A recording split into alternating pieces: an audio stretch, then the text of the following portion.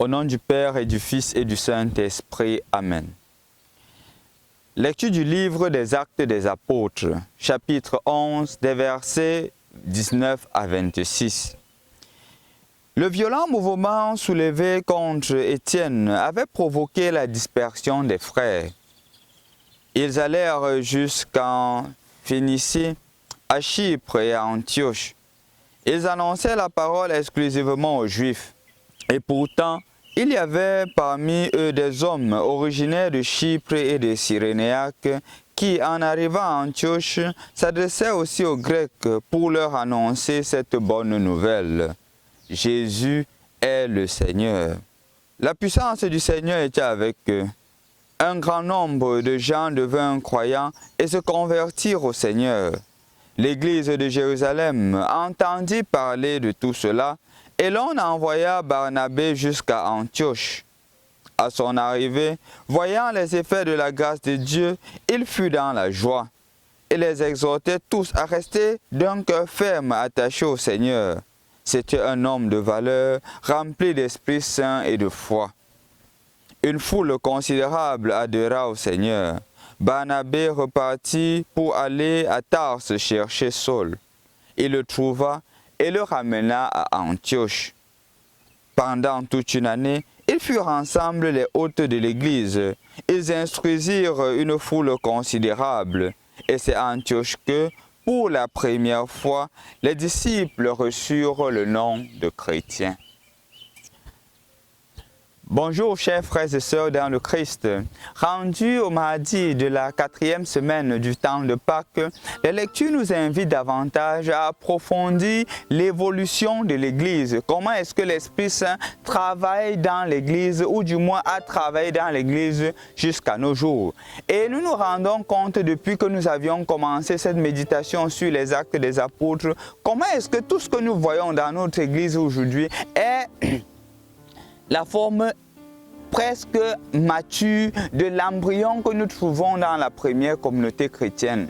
En effet, on commence d'abord avec les persécutions et on voit comment est-ce que la persécution d'Étienne a produit de grands fruits, ou du moins la mort d'Étienne a produit de grands fruits dans la communauté chrétienne.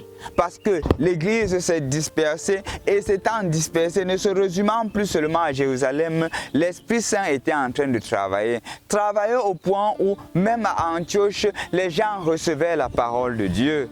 Les gens recevaient Jésus et s'attachaient au Christ, embrassaient la foi chrétienne parce que Jésus est le Seigneur. Jésus est le Kyrios. Jésus est le Sauveur de l'humanité. Jésus est la deuxième personne de la Sainte Trinité.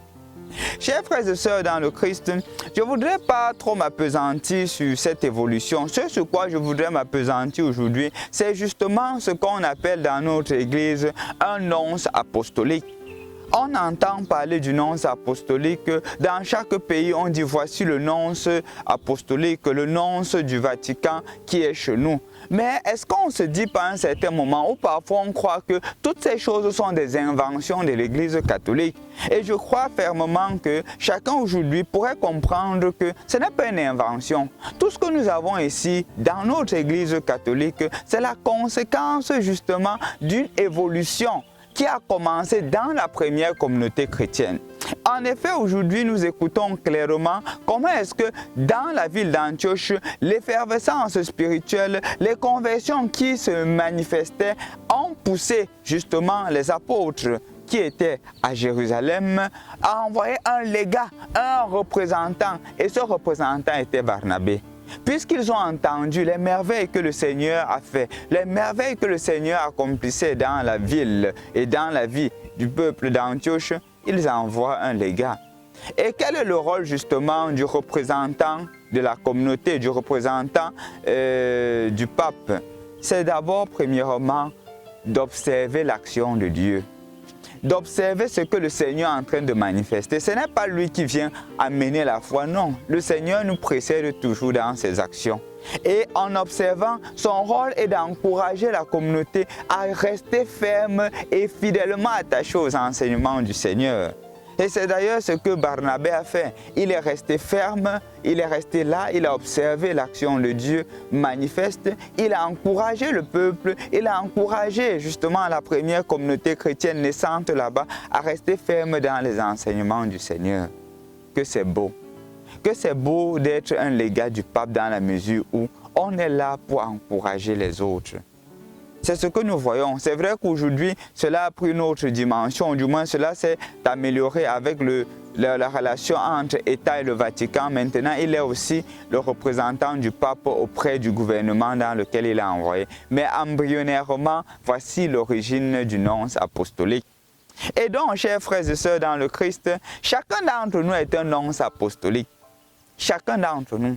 Parce que de la même manière que c'est à Antioche que le mot chrétien prend naissance, chrétien qui veut dire celui qui est à la suite du Christ, nous sommes des nonces apostoliques. Des nonces apostoliques dans la mesure où nous sommes appelés, nous sommes envoyés par le Seigneur pour pouvoir annoncer Jésus. Nous sommes tous des nonces. Les nonces capables de faire connaître Jésus, les nonces qui partent représenter Jésus, les nonces qui vont dans des communautés pour encourager l'action de Dieu qui se rend manifeste. Parfois on néglige cela, mais c'est très important de se rappeler que toi aussi, de par ton baptême, tu es un nonce. Tu es un nonce qui est appelé à annoncer Jésus. Je vais vous donner un exemple qui manifeste justement notre attitude de nonce apostolique. C'est la situation d'un étudiant qui m'a été racontée il y a de cela quelques jours. Et cet étudiant me disait qu'il est arrivé une fois à l'école et bon, les camarades de classe, puisque le professeur n'était pas là, et un étudiant s'est mis à mettre des films qui ne sont pas appropriés et les étudiants se mettaient à voir, se mettaient à rire. Mais lui, il a dit que ce n'est pas normal. Il s'est levé, il a pris le courage, il a dit que c'est de la dépravation des mœurs. Vous ne pouvez pas mettre votre gloire dans ce qui ferait votre honte, au point où de prendre l'ordinateur, d'inviter les étudiants en pleine classe, de voir des choses qui ne sont pas appropriées. C'est vrai, sur le coup, plusieurs l'ont critiqué. Mais je vous assure, quelques heures plus tard, il y a certains qui sont venus lui dire merci. Celui même qui avait montré cela, celui qui s'était engagé, est venu demander des excuses. Il dit que je voulais divertir la salle, mais il oubliait que justement, être chrétien, c'est être le représentant du Seigneur. Toi aussi, tu es appelé à être un nonce apostolique. Non seulement dans la capacité d'encourager les gens dans la foi, mais aussi dans la capacité de les conduire vers la vérité. N'oublie pas que quand Barnabé se rend compte de cela, il va chercher Saul, qui sera plus tard Paul. Il l'amène pour qu'ensemble, ils aident la communauté à grandir dans la foi.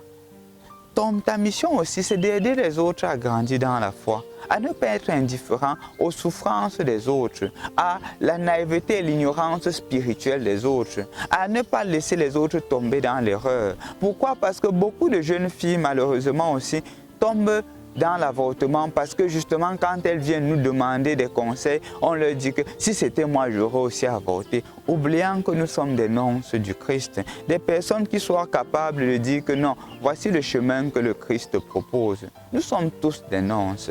Sois aussi aujourd'hui un nonce, en ayant le courage de dire que voici la vérité que le Seigneur nous propose.